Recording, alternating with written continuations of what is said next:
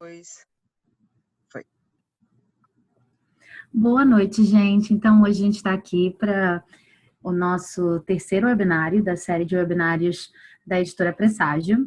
E estamos aqui com Priscila Gasser, que é a editora da coleção Infinitos Mundos, que começa a ser lançada agora em maio, não é isso, Priscila? Isso. Em maio sai o primeiro livro. Isso. E aí, assim, antes da gente começar a falar sobre a coleção, eu queria te perguntar um pouco, né, já que estamos nesse papo, nesse tete-a-tete aqui, como é que você decidiu entrar nessa área? Como é que você decidiu virar editora, né? Como é que foi isso? Se foi uma coisa com a qual você sempre sonhou, ou se foi mais não sei, algo que te surgiu mais recentemente? Como é que foi isso? Conta pra gente.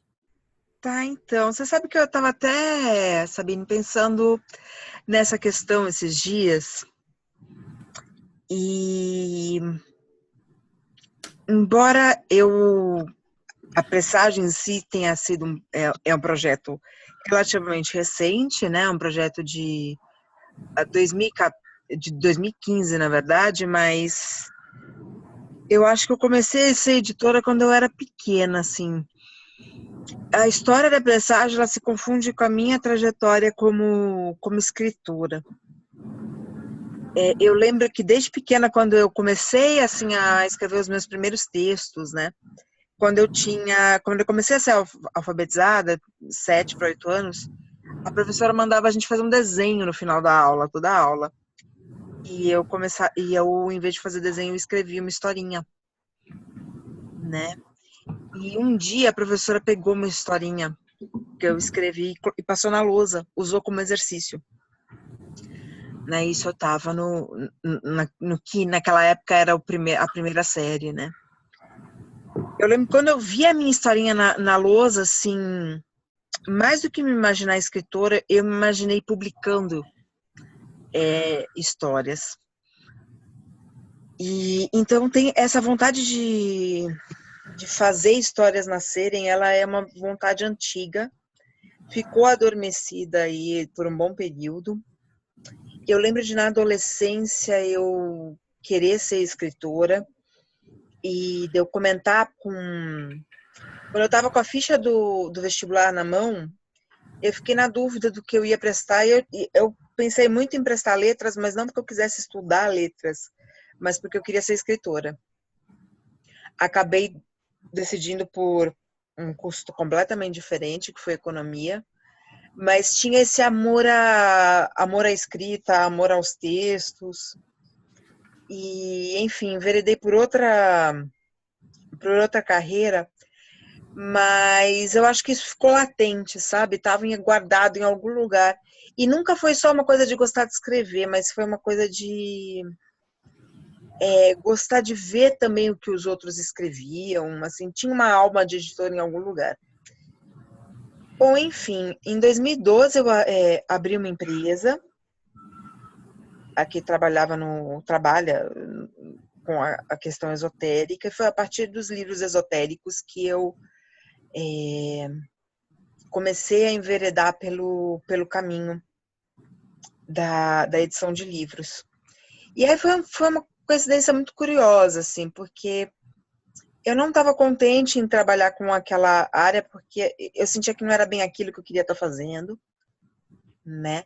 Na verdade, eu importava baralhos de tarô, e eu fiz isso porque surgiu uma oportunidade no meio, né, na vida, e segui, gosto disso, mas tinha uma coisa que ficava, né, como se fosse um anjinho, um diabinho sobrando na orelha, dizendo que não era bem aquilo que eu queria fazer. E aí eu tive um momento meio de eureka mesmo. E quando eu consegui, baixou assim, cara, editora.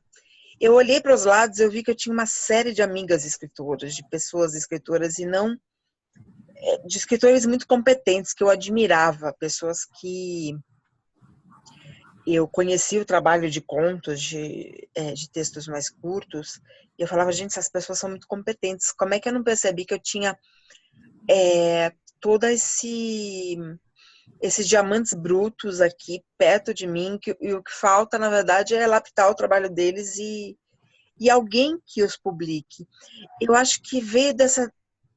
A editora Presságio, ela veio de um entendimento assim, de um lugar meio profundo, de perceber que tinha um monte de história para nascer, mas não tinha quem... E tinha muita gente boa escrevendo, mas não tinha ninguém trazendo essas histórias à vida, né? E quando eu digo à vida, eu digo ao livro publicado. É por isso que o texto de apresentação da Presságio, que está no site, ele fala que editores são parteiros, porque era essa sensação com a qual a Presságio nasceu. Essa sensação de que tinha muita ideia vagando, muito livro escrito em arquivo de Word, guardado no computador, de escritores incríveis e talentosos, mas que não estavam encontrando essa forma de virem ao mundo. E que faltava alguém mesmo que fizesse esse papel de ajudar ali o autor a dar a luz. Porque o livro escrito, ele não é um livro que está no mundo ainda. Eu não entendo que, mesmo que o escritor tenha sentado, escrito todo original, o livro ele só está no mundo depois de publicado. Né? Então, eu fiquei com essa sensação de que um editor é um parteiro, né? Uma parteira, no meu caso. E, enfim, foi tudo muito rápido, assim, quando a Presságio surgiu, a ideia da Presságio surgiu, em um ano a gente ganhou o edital, e vários outros projetos também surgiram de não ficção, e, enfim,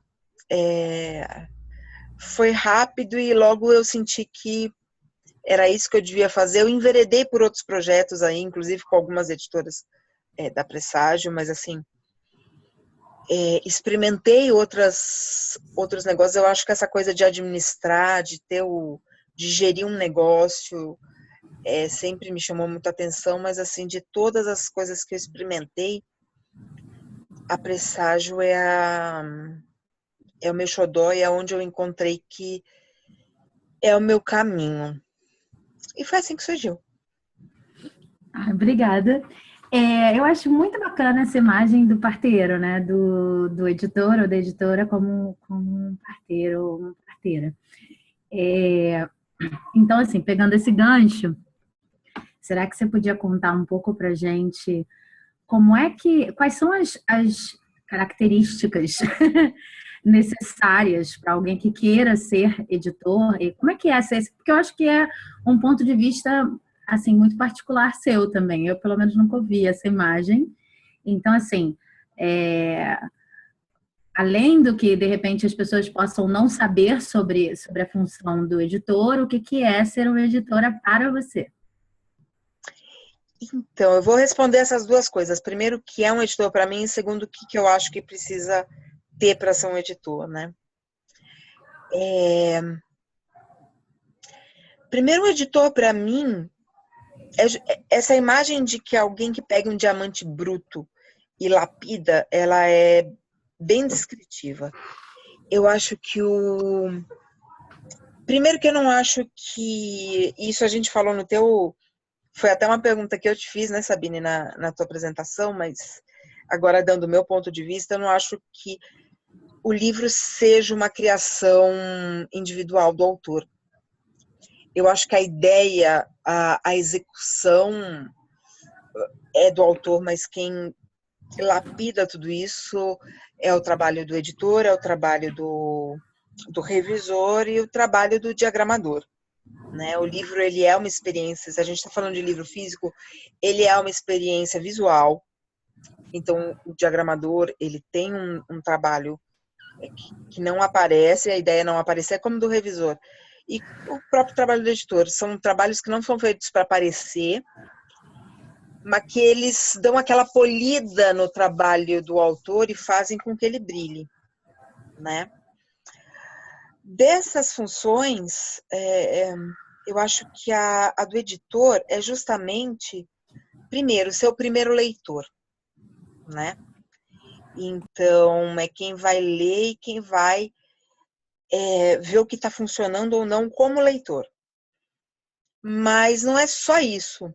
Eu acho que é ter um olhar apurado em tentar entender, tentar entrar na cabeça do autor, tentar entender o que ele fez e tentar entender como é que você aperfeiçoa, corrige erros e dá sugestões e até mostra questões preciosas, assim, virtudes da construção do autor que nem ele mesmo percebeu.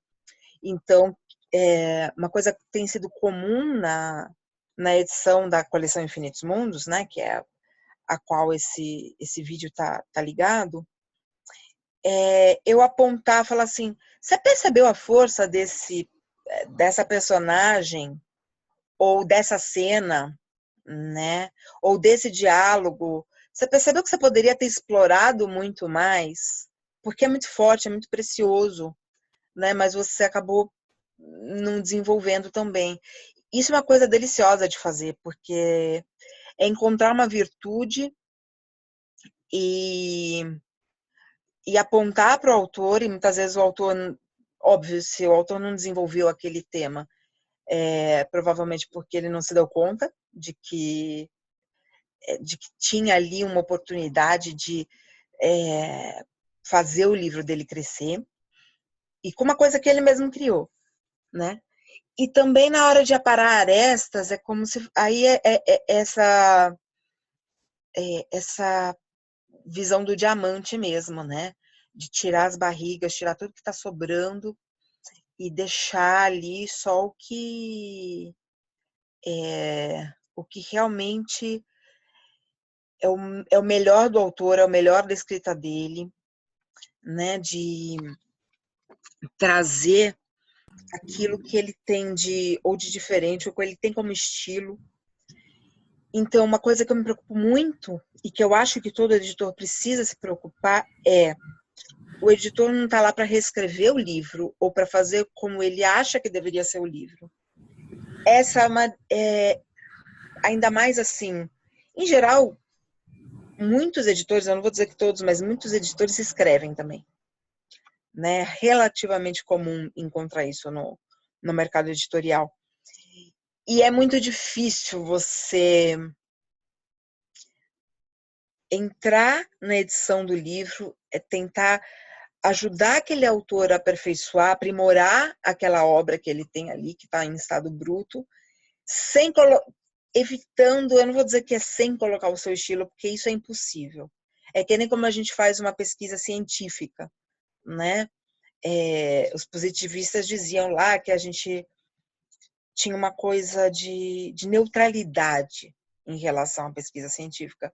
E hoje essa ideia está meio abandonada porque a gente sabe que, no fundo, é impossível você ser completamente neutro, como se você fosse completamente externo àquela visão que você está tendo ali, né, na tua pesquisa científica. É a mesma coisa que é muito difícil ser completamente neutro, sempre vai ter um pouco do teu estilo a cada vez que você edita, cada vez que você faz um comentário para o autor. Não tem como ser imparcial, né? Cada editor vai editar o livro e vai sair um livro completamente diferente, dependendo da mão do editor que colocar a mão nele. Mas, então, assim, é impossível ser completamente neutro, mas é possível respeitar a obra que o autor tentou criar, em vez de tentar criar a sua. Então, entender, por exemplo, para dar exemplos concretos, para ficar mais fácil de entender, tem alguns livros, alguns autores da Infinitos Mundos que são super descritivos, então é do estilo do autor criar o livro e cada cena descrever muito, e tem outros que são o estilo é completamente sucinto, assim, ou é um estilo completamente voltado ao diálogo, a muito mais ir demonstrando do que descrevendo, deixando nas entrelinhas algumas coisas. E assim, meu papel como editora não é tornar aquele que gosta de ser descritivo menos descritivo, ou aquele que gosta de escrever menos, mais descritivo, de forma a todo mundo ficar igualado, ou de forma a ficar todo mundo perto daquilo que eu considero ideal, ou daquilo que eu faço quando eu escrevo. O papel como editora é entender que aquela pessoa tem um estilo mais descritivo e fazer aquela descrição funcionar, sem ficar com barriga, sem ficar chato, sem ficar repetitivo, mas ao mesmo tempo entendendo o que tem de bonito naquele estilo de descrição, se é uma coisa mais poética, então ressaltando, né? Isso também fazer com que essas particularidades, essas virtudes apareçam mais no texto e o que tem de rebarba ir limpando, né? Então, isso é o que eu acho que é o papel de um editor. Já fui entrando aí na pergunta de o que eu entendo que é necessário para um editor ter. O que eu sinto, assim, eu não sou uma editora, por exemplo, que conheço mais de literatura fantástica do que os meus autores. Certamente não, conheço muito menos. Mas eu acho que não... em certo ponto é até uma vantagem. Porque me ajuda a me meter menos na escrita dos autores e me focar mais no texto e me focar mais nesse olhar da primeira leitora que entende o que funciona e o que não funciona. Eu acho que assim, o papel a primeira coisa que um editor precisa ter, e quando eu estou falando aqui o tempo todo do editor que publica novos autores ou que publica livros inéditos, livros que foram escritos e acabaram de ser entregues, que é completamente diferente da experiência de um editor, por exemplo, que vai publicar livros estrangeiros, né? Então vai trabalhar muito mais a questão da tradução. Desculpa, pessoal, estou tentando arrumar minha câmera aqui. Vai tentar trabalhar muito mais a questão da tradução, ou vai tentar trabalhar muito mais um autor que se preocupa em trazer livros já lançados, então com direitos autorais, com negociar com autores consagrados. Isso também é papel do autor, mas não é a minha experiência, então não é desse ponto de vista que eu estou falando, porque não é o que eu conheço. A ideia da presságio, assim, a função da presságio no mundo, eu acho, é trazer novos autores, tanto de ficção quanto de não ficção, mas trazer textos que não encontraram espaços de ser publicados. Daí a ideia da parteira. Então, grande parte do meu trabalho de edição é ler o original e ajudar o autor a aprimorar esse original. Dentro dessa experiência muito particular do que é ser editora, eu acho que o olhar crítico ao texto é a primeira virtude que você precisa ter num editor, né? A segunda, eu acho que é essa vontade de dialogar com o autor e estar muito aberta à proposta do autor, tentar entender que é você que está ajudando o autor, não é o autor que vai criar a obra que você quer que ele crie, né? É você que tem que estar a serviço dele. Isso também é um desafio. É um desafio porque, ao mesmo tempo, é sua empresa, né, o editor em geral, quando a gente está falando de pequenas e médias editoras, o editor é meio que o chefe, né, do que está tudo acontecendo ali. Ele acumula a função que empresas maiores é uma função que é dividida com outras pessoas, que é a função que se chama de publisher, né, que é o cara que cuida da publicação em si, do contato com a livraria, de pensar na questão mais comercial. Então, uma coisa que eu também acho, eu acho que tem sido fundamental é um olhar comercial para o livro. E quando eu digo comercial, não é assim, vou publicar só o que vai vender fácil. Porque se fosse para trabalhar com uma coisa que vende fácil, no Brasil você não trabalharia com livro, né? Ponto final. Mas ter um olhar que vai além do olhar. O autor ele tem que ter um olhar artístico, né? Ele tem que tratar a arte dele ali com aquilo que ele gosta de fazer, sabe fazer, e tentar aprender a técnica, sim. Eu acho que livro não é só inspiração, tem técnica por trás.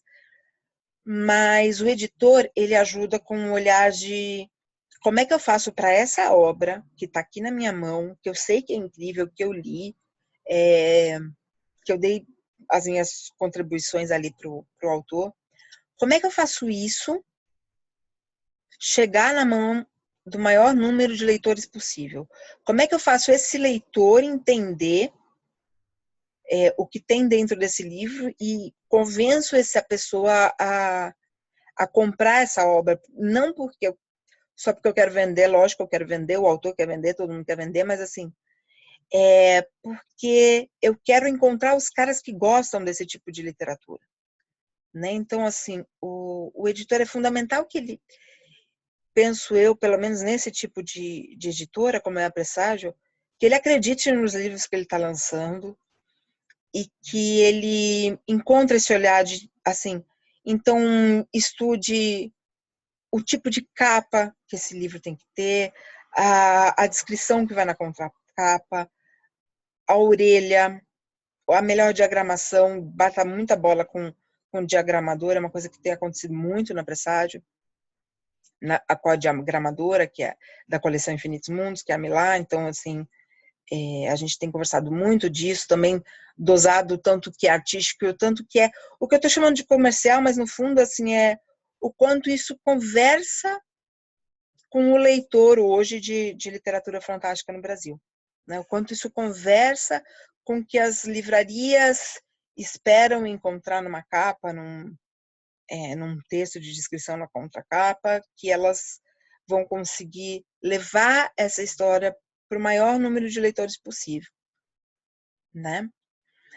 E eu acho que um editor no Brasil hoje, uma terceira e a última característica que eu falaria, ele precisa buscar oportunidades, porque o nosso mercado editorial ele é um mercado pequeno, a gente não tem um número de leitores hoje formado, é um mercado extremamente concentrado, então, assim, a gente passou por um processo de fusão e de aquisição de editoras, em que poucas editoras estão dominando todo o mercado, tem um espaço muito amplo nas livrarias, e o papel do pequeno e médio editor hoje é encontrar nichos. Então, assim, você tem que ficar cavocando nichos, cavocando espaços, entender bem aquele tipo de literatura que você está publicando e tentar encontrar meios para que o autor possa levar a mensagem dele, aquilo que ele criou, para o maior número de pessoas possível. É fazer uma ponte também, né? O editor ele faz a ponte do autor para o leitor, do autor para o mundo. Acho que é isso, Sabine. Espero ter respondido sua pergunta. Nossa, super respondeu, super completa a resposta. Falei pra caramba. Então, já que você já entrou nesse tema, até dando exemplos concretos de como funcionou a edição da coleção, queria que você falasse então um pouco sobre a coleção Infinitos Mundos. De onde surgiu essa ideia dos Infinitos Mundos, né? Por que Infinitos Mundos? E se você puder falar um pouco mais sobre a coleção em si, né? Sobre os autores, sobre os livros, o que você puder falar, e sobre esse processo também de criar uma coleção, né? Que é uma coisa bem específica, né? Eu acho que muita gente não sabe como é que você chega a chamar alguma coisa de coleção, né? O que é uma coleção? A gente ficou... foi um debate que se teve, assim, se isso era uma coleção ou não, né? Porque Bom, a Biblioteca Nacional, que é quem regula livro no Brasil, ela tem umas regrinhas sobre o que é série, o que é coleção, mas assim, eu não vou entrar nesses detalhes muito técnicos, até porque eu nem sei explicar eles muito bem, mas quem tiver interesse tem o site lá da Biblioteca Nacional, é só bn.br, acho que sem nada, e enfim, podem procurar essas regrinhas mais técnicas, mas assim, do ponto de vista do que foi, como foi criada a coleção Infinitos Mundos. Bom, primeiro, a vontade dessa publicação de literatura fantástica vem dessa percepção do quanto isso tem sido um canal hoje para os jovens se aproximar da literatura, né? Então, ao mesmo tempo em que a gente tem um público leitor pequeno no Brasil ainda, a gente tem esse crescimento de vindo aí com o cinema, com as grandes séries Harry Potter e Crepúsculo e etc. Só que isso tem encontrado muito espaço porque esse tipo de literatura dialoga muito com o jovem. E ele abre muito as portas da leitura para os jovens, né? Muitas vezes porque tudo é muito dito como metáfora. As coisas não são ditas diretamente, como é um livro mais realista, né? Então, é mais fácil do jovem se identificar naquele mundo de fantasia ali. Então, desculpa a câmera tremer, pessoal, mas é que eu tô meio desajeitada aqui. Então, a primeira coisa que veio foi essa questão da literatura fantástica, a ideia da coleção de literatura fantástica. O nome Infinitos Mundos veio dessa noção de que cada livro, como se trata de literatura fantástica, cada livro passa em um mundo completamente diferente. Os autores de literatura fantástica, em geral, criam mundos próprios, né? Então, para falar um pouquinho dos 4 livros da coleção,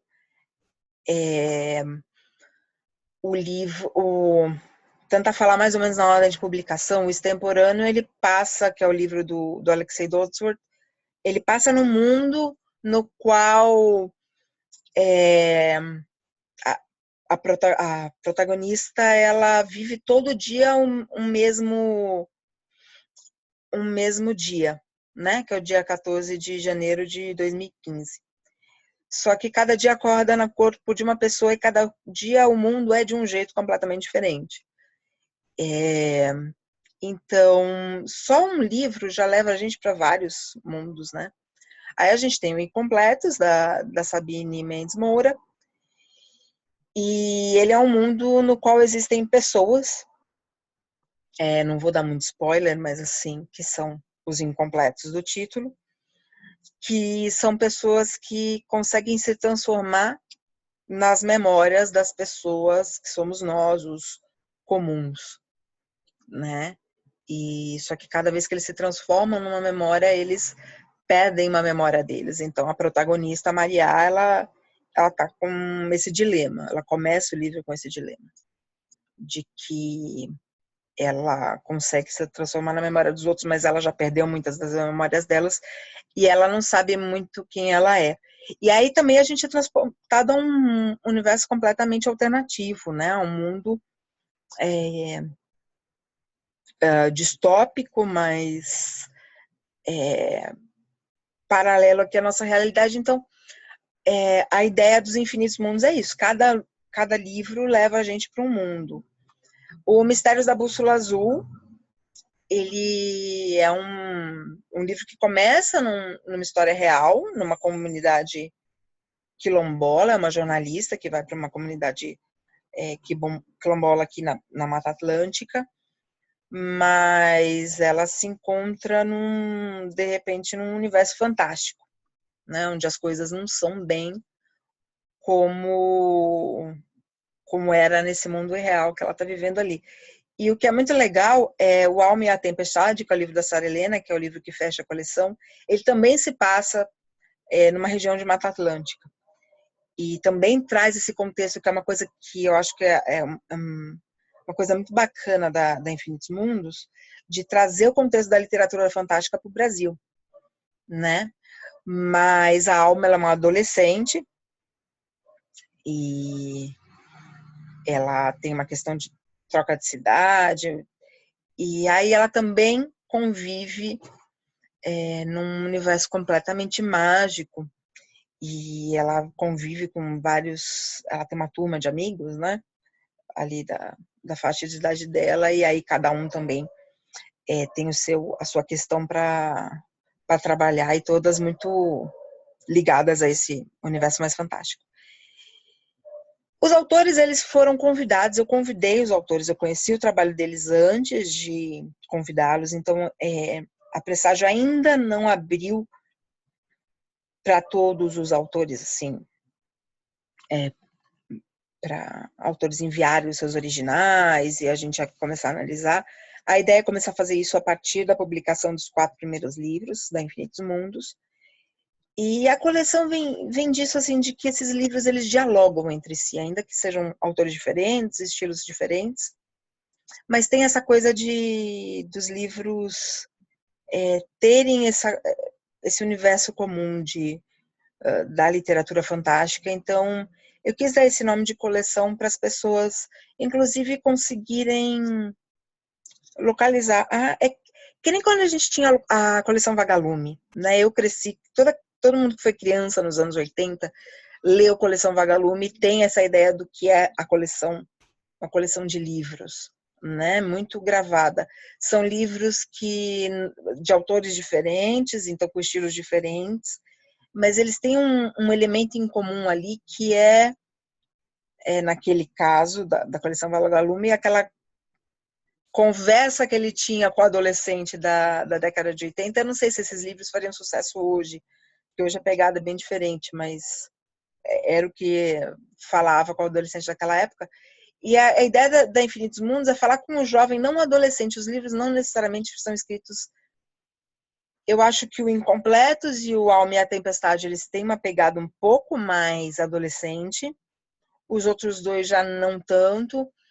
Mas eles também não são livros no estilo Harry Potter, para fazer uma comparação aí do mainstream dessa área, de que fala especificamente com essa turma. Eu acho que são livros bem universais em termos das experiências que eles trazem, né? Então é isso. E a coleção tinha essa pegada de trazer a literatura fantástica do Brasil. Mesmo os livros que não falam da realidade brasileira, eles tocam em problemas que são muito questões dos países em desenvolvimento, de uma forma ou outra, né? Que é uma coisa que a gente vê menos, talvez, nos livros clássicos de literatura, ainda que sejam distopias, né? Você está falando em outros tipos de problema em geral. É isso. Obrigada, Priscila. Então, eu acho que tem algumas questões para editores, que talvez sejam as últimas aqui, mas que sem as quais a gente não consegue fechar o webinário, que são aquelas questões que todo autor gostaria de fazer. E já que estamos num tete-a-tete, né, acho que dá para responder meio junto também, que são questões do tipo do escopo de como eu me relaciono com um editor, né? Então, a Presságio vai se abrir, né, depois da publicação desses primeiros 4 livros, para receber originais. E como é que eu, autora interessada em enviar o meu original, deveria pensar ou me organizar para me relacionar com você, Priscila, editora, né? Quais são os principais problemas, o que um editor realmente não gosta de receber, o que não gosta de ver e o que funciona, né? Enfim, esse tipo de coisa que eu acho que é o que todo autor gostaria de perguntar para um editor, né? Uhum. Bom, pergunta com chave de ouro para fechar o webinário, Sabine. Olha só. Algumas coisas... Eu vou tentar não falar do ponto de vista da Presságio, mas do ponto de vista da pequena e média editora. A gente sabe hoje que as grandes editoras, elas raramente têm lançado novos autores, a não ser, as bienais aí têm sido... Desculpa, o pessoal tá chacoalhando tanto, mas tá difícil aqui. A Bienal a última Bienal foi um grande exemplo disso. Os novos autores que têm surgido são basicamente youtubers, nas grandes editoras. E por que youtuber? Porque são pessoas que já têm o seu próprio público, né? Ou então artista da Globo, pessoas que, de alguma forma, alguém que apareceu num reality show, enfim, pessoas que já têm um público formado, então as grandes editoras vão atrás dessas pessoas porque elas já têm um público para o qual elas venderem o livro.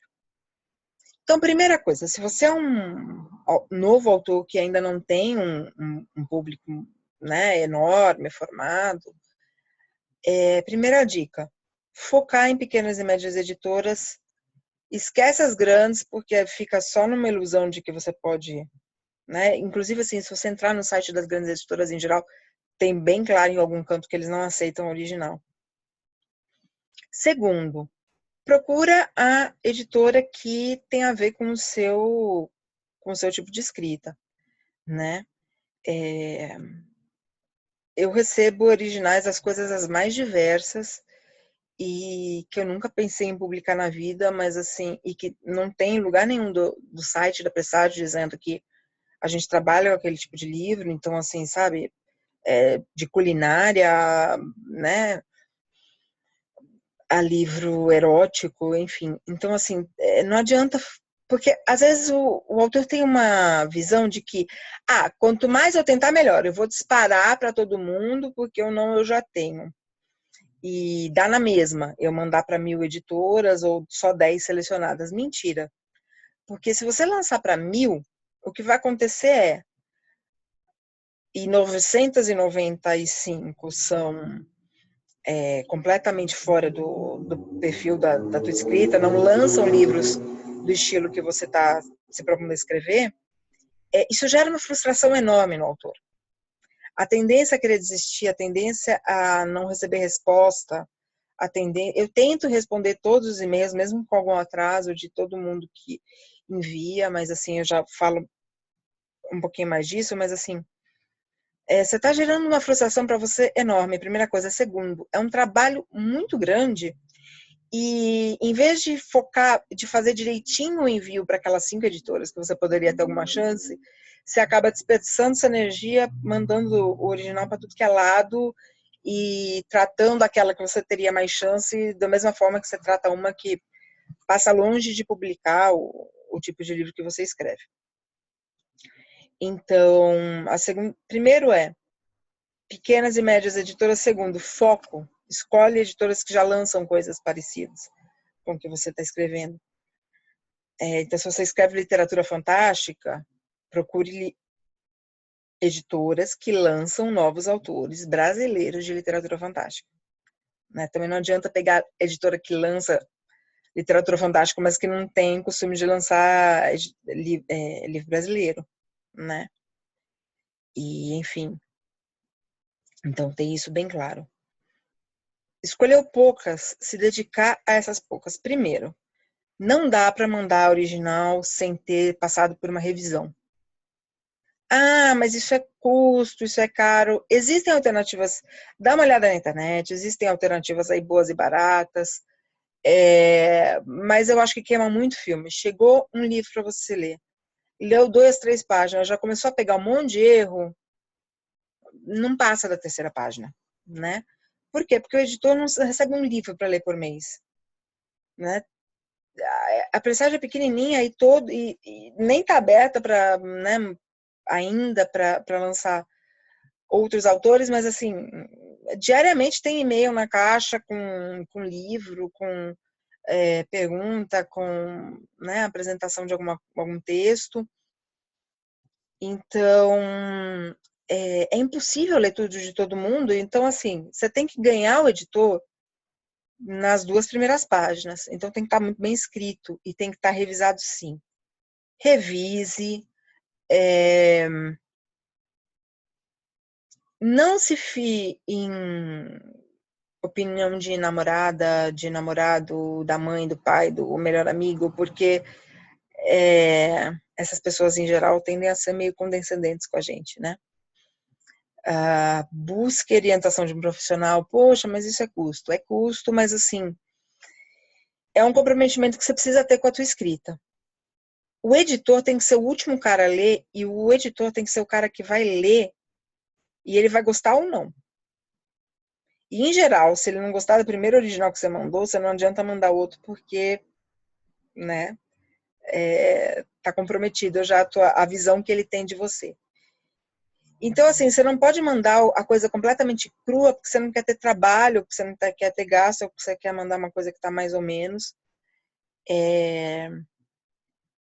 para o editor. Precisa estar finalizado, não. O editor provavelmente vai colocar muito a mão dele ali para finalizar o original, mas precisa estar num nível aceitável, né? Então, essa é uma questão também importante. Outra questão que eu acho fundamental, a carta de apresentação do livro.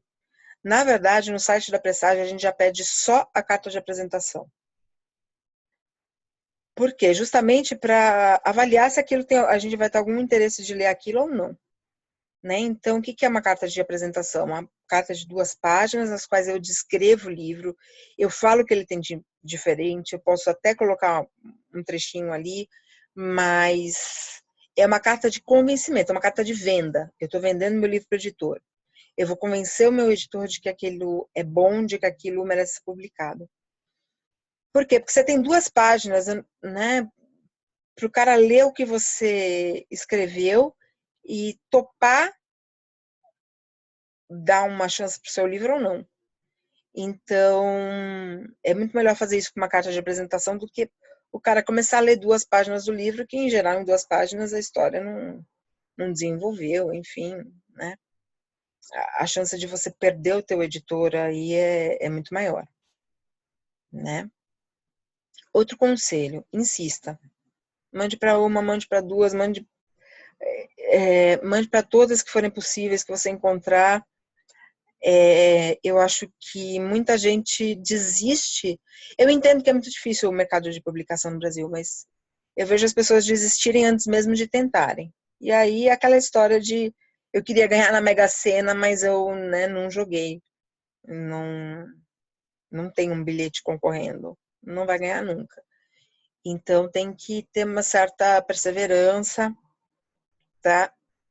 Pequena e média editora, em geral, tem 1, 2 caras ali lendo tudo, não, a resposta não é muito rápida, pelo menos não tão rápida quanto os autores gostariam que fosse. Tem que entender que ninguém fica milionário abrindo editora, então assim, eu já vi gente mandando original, gente em grupo de escritores no Facebook, falando, eu vou mandar, quem tem que fazer esse trabalho é o editor que trabalha para mim, para o autor, e não o contrário. É verdade, mas assim, você tem que ter feito sua lição de casa antes de mandar o original, né? Fundamental isso. É isso, acho que são essas as dicas. Eu vou aproveitar, Sabine, para fazer uns agradecimentos finais aqui. E aí eu vou deixar você encerrar o nosso bate-bola aqui. Ok. Tá? Queria lembrar vocês que a coleção Infinitos Mundos está sendo lançada pelo PROAC, que é o Programa de Ações Culturais do Governo do Estado de São Paulo.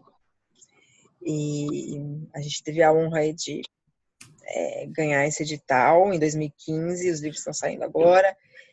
E é uma iniciativa, acho, fundamental para a literatura brasileira, os editais em gerais, né? Que a gente tem.